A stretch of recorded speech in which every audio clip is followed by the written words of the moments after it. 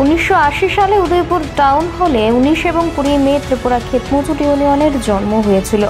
সংগঠনটি তৈরি হওয়ার পর থেকেই অসংগঠিত ক্ষেতমজুরদের রাজনৈতিক অর্থে সংগঠিত করার লক্ষ্যে ধারাবাহিকভাবে কাজ করে যাচ্ছে।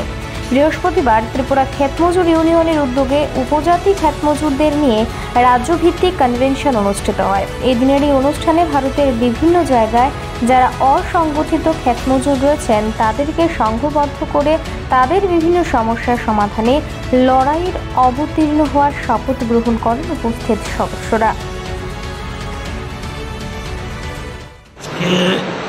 ত্রিপুরা ক্ষেতমজুর ইউনিয়ন রাজ্য পরিষদের উদ্যোগে উপজাতি ক্ষেতমজুরদের নিয়ে আমরা রাজ্যভিত্তিক শিক্ষা শিবির সংগঠিত করছি।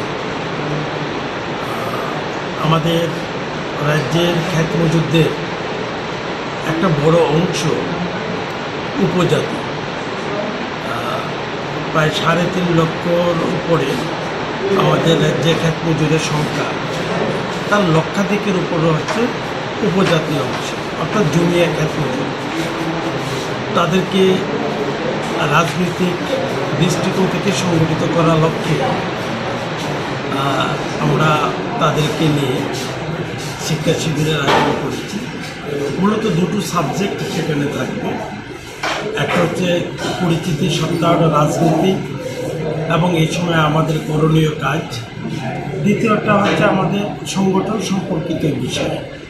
এই প্রথম অবস্থায় এই দুটি বিষয় নিয়ে আমরা রাজ্যভিত্তিক উপজাতি কমিটিতে নিয়ে শিক্ষা শিবির শুরু করি।